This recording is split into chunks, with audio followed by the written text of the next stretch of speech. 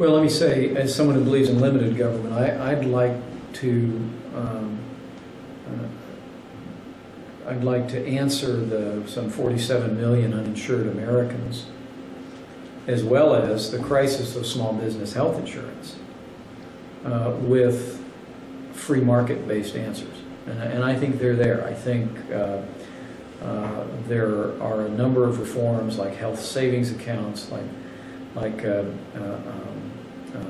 association health plans that would allow people in particular industries, say local restaurant association, could purchase its employee health insurance from a pool that would take in restaurants.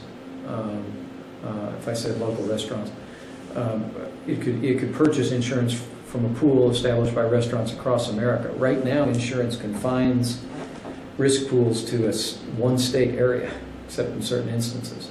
And so associations of small business groups can't pool their insurance. There's just a couple of tweaks, a couple of reforms I think that could break open the free market, could bring down the cost of health insurance to small business owners, and could make health insurance more affordable and more available and more attractive to the 47 million uninsured. The challenge we face is that I think this will be one of the bright line contrasts in the upcoming presidential campaign. I believe that and trust the Republican candidate will offer free market-based solutions to the health insurance crisis. But to the extent that Senator Obama or Senator Clinton are the Democrat nominee, there's a clear agenda there present in the Democrat majority in Congress to expand current government-based health insurance programs. And right now, it's almost like we have a continuum that is collapsing inwardly. We provide health insurance for the poor, and well, we should. I've supported Medicaid programs. We have the S-CHIP program that I was pleased to see reauthorized. I supported its reauthorization, but it helps families with children just above the poverty level. There was an effort to greatly expand that, but we managed to keep that within its original lines. And then you, of course, have Medicare among seniors that covers the health insurance for all seniors. And it seems like there's a push in Washington, D.C. to kind of collapse government health insurance inward and take in the rest of the population, which to me is socialized health insurance and would be a great disservice to the American consumer. I think Americans who think about a system modeled after Canada or Great Britain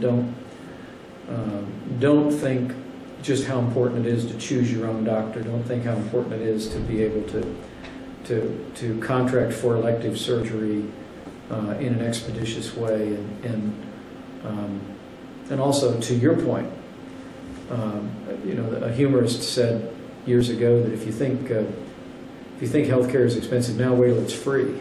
That the cost of these programs as they exist today, not with the expansions that many of the Democrats running for office and in the Congress contemplate, but the cost of these programs today, pressed out to the year 2050, by some estimates, we have some $50 trillion in unfunded obligations based on projected growth in population and longevity and the obligations of those programs. We have enormous bills to pay without expanding the programs one iota. And so I hope, if I'm a part of the 111th Congress, I hope to continue to be a part of an effort to reform Social Security, Medicaid, Medicare, in ways that will lower the cost to the American taxpayer and focus the resources at the point of the need. I think that the reforms of Social Security that President Bush proposed were worthy. I supported the creation of personal savings accounts for younger Americans, but it obviously went nowhere. But those are the kinds of ideas and the kinds of 21st century reforms that I think are terribly exciting, and I think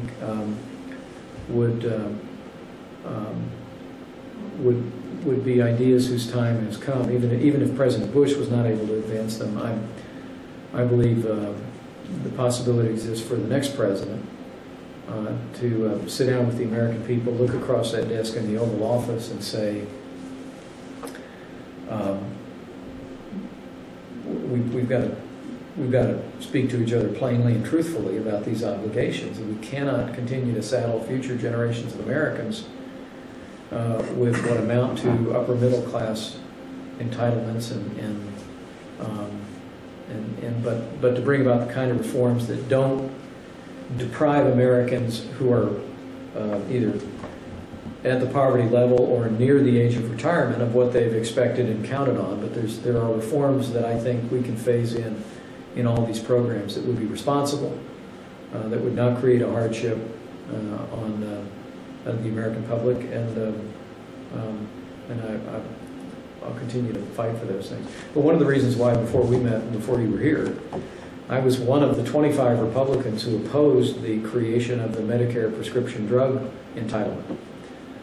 We held that vote up for 3 hours on the House floor, and some people accuse me of having led that insurrection. I don't think that's overly generous, but I was one of the leaders of it. And my primary reason, as I told the President, was, as I said, Mr. President, he said to me, he's sitting at the cabinet table the day of the vote, and he said to me, "Pence, what's your problem with this bill?" It's kind of an intimidating question. And I said, Mr. President, the vote happened to be on June 25th, 2003, the House vote. And I said, Mr. President, today's a noteworthy day for me. I'm in the cabinet room with you, and I'm honored by that. And I respect the sincerity of what you're trying to do. But I said, this is an important meeting. But I said, it's not the most important meeting I'm going to attend today. And he said, oh, it's not. And I said, no, sir. I said, June 25th is my daughter Charlotte's 10th birthday. And after I leave the White House today, I'm going to run back to our place, and there's going to be 15 10-year-old girls in our backyard, and I'm going to be holding a piñata up, and he smiled, and he later would scratch her a birthday wish, which she's got in her memory box. And I said, but you know, her birthday has a lot to do with why I can't vote with you on this issue. And he said, how's that? And I said, well, Mr. President, I want to be welcome at her 30th birthday party, when she and my son-in-law are raising our two perfect grandchildren, and I don't want them to be facing the kind of huge increases in payroll taxes that are going to be necessary to pay for what we may well be creating today. And the President said to me, he said, well, he pointed at the Speaker, who was across the table, and said, well, the Speaker tells me this is the best we can do. And I said, Mr. President, respectfully, I think we can do better. I think we can focus the program on seniors who lack prescription drug coverage. That was about 1 in 5, and not create a massive new entitlement that burden future generations. But these are the real issues. I know we talk a lot about fiscal discipline in Washington, and I've been in those battles. A lot of people like to focus on pork barrel spending, and I've focused on it as well and fought for reform.